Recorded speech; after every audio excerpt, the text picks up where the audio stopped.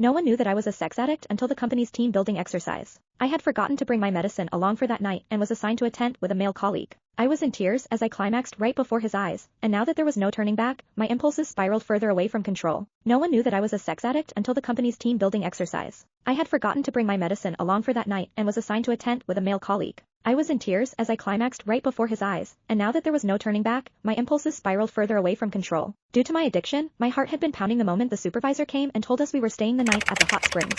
If I even had an instant of skin contact with a man, my libido would flare up in minor cases, and in worst cases, I would straight up get an orgasm. I had never told anyone because it was just so embarrassing, and when I was younger, I had presumed I'd simply get better once I was an adult. That was until I realized the symptoms were getting even more out of control, and there was that one time I almost moaned out loud in public. Fighting back the embarrassment that almost killed me, I went to the doctor and got some medicine. However, I had forgotten to bring my medicine as this team building exercise was organized out of the blue and very far from my home. Even as I fought against the fear eating me inside, warning myself to restrain myself and stay well behind, our supervisor suddenly announced, "Sorry, guys, all the rooms have been booked, but we have tents. There aren't many, so we're just going to have to make do. Ruth, you're going to Dean's tent." And that was how we got to the situation right now, me, a sex addict with no meds within reach, following the burly man into the tent. I did my best to keep to a corner in the tent, biting my lip and closing my eyes, while telling myself to fall asleep as soon as I could before the last dosage lost effect. But that was when Dean came to me. "What's wrong?" he asked. I could feel his body warmth from my back, and my skin was already crawling. "Nothing. I'm fine. Please, just stay away from me." But even as the stimulation extended from my skin to the rest of my body, I knew the pain was coming.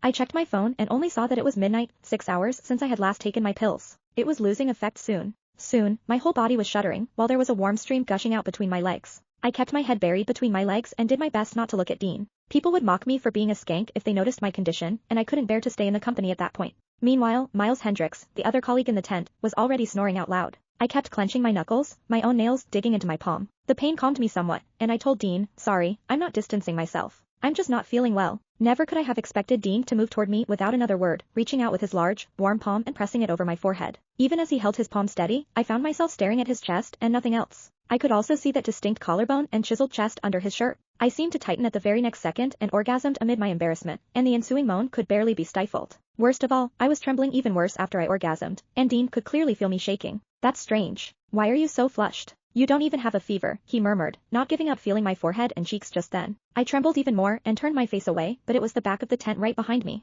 Having nowhere else to go, I clenched my jaw so I wouldn't moan again, even as I decided I couldn't stay in this sealed room when all I could smell was Dean. He wasn't a smoker, so his faint soapy and hormonal scent was especially recognizable. I could feel all the pores around my opening, as the orgasm left me painfully sensitive to everything. In the heat of the moment, I pushed Dean away and sent him stumbling backward while I scrambled to crawl out of my tent, not caring that my skirt was short, exposing my wet panties right in front of his eyes. He promptly turned away to stop him.